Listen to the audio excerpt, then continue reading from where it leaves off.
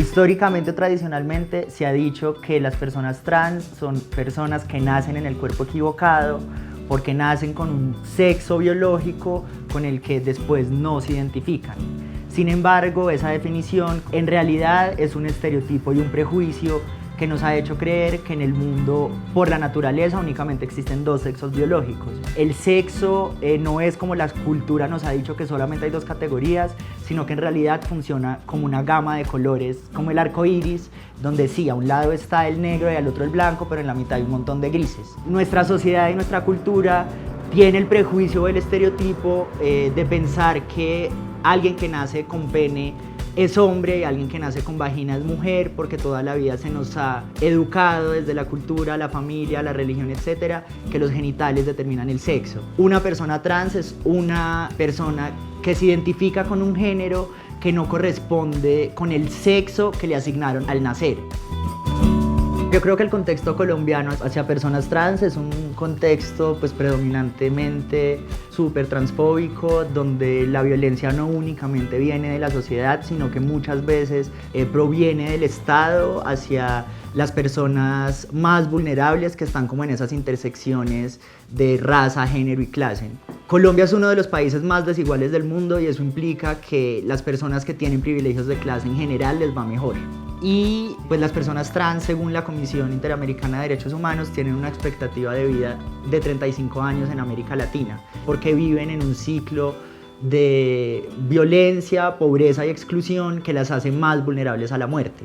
Eso quiere decir que desde muy tempranas edades las personas trans empiezan a sufrir exclusión desde el núcleo familiar, y en realidad sí vamos a hablar en clave de prevenciones porque vamos a empezar a hablar de niños y adolescentes, porque ahí es donde empieza el ciclo de exclusiones.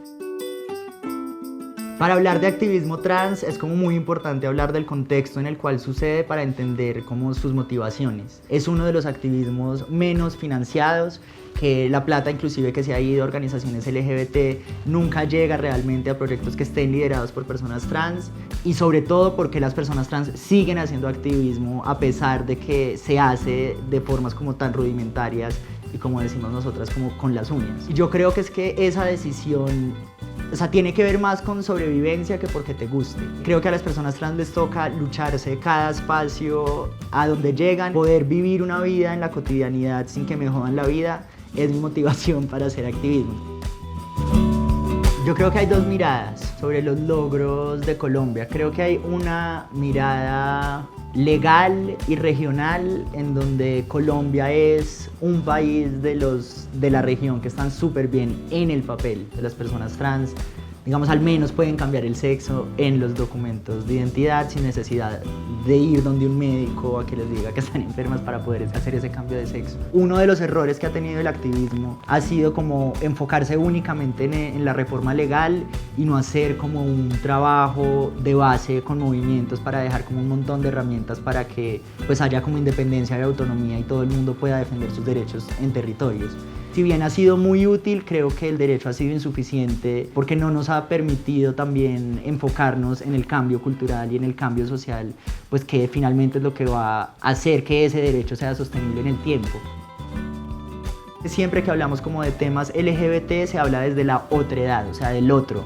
Lo LGBT, o sea, la trans es la anormal, la rara, mientras que hay un grupo de normales. Pensar en la nostredad de todos nosotros, o sea, cuál es nuestra otredad, pero particularmente cuál es la otredad de todos los niños, no únicamente de los trans. Un poco los adultos son los que cercenan esa posibilidad de la rareza. Yo creo que cuando uno habla de discriminación hay como dos enfoques. O sea, uno es cuando uno habla del prejuicio y otro es cuando uno habla de exclusión. Para mí la discriminación histórica también tiene que ver con poder. O sea, no es únicamente como un chip que la gente tiene en la cabeza, sino que yo creo que las relaciones de poder, es decir, que las personas trans en general tengamos menos poder que el resto de grupos sociales en la sociedad, hace que en un salón de clase, así una persona no tenga prejuicios, pues hay un desbalance de poder. Como que a veces nos enfocamos mucho en la discusión sobre si hay o no prejuicios y explicar qué es una persona trans, qué es una persona gay, pero si no cambiamos la balanza de poder, y eso quiere decir como que hayan más personas trans en lugares de poder tomando decisiones,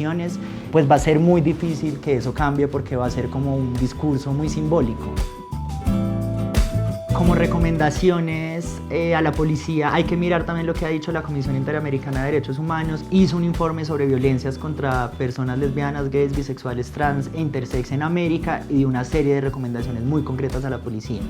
Dentro de esas se encontraba erradicar todo tipo de prácticas que estén basadas en el perfilamiento policial, arrestos arbitrarios y requisas arbitrarias. Hay una súper concreta que dice derogar cualquier lenguaje discriminatorio contra personas LGBT. También establece que la policía debe tener un sistema de investigación que sea transparente para la sociedad, pero además que sea respetuoso del debido proceso. Y eso implica también pensar en cuál debe ser la función de la policía.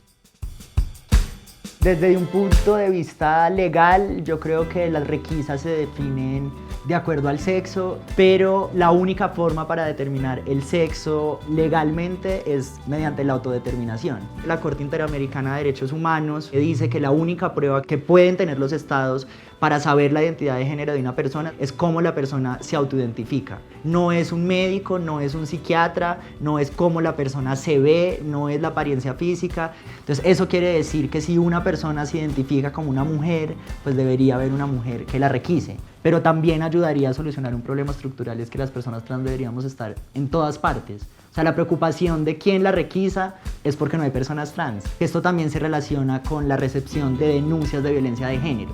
O sea, ¿quién recibe la denuncia de una mujer trans? ¿Cómo se sentiría más cómoda una víctima interponiendo una denuncia sobre violencia, sobre discriminación?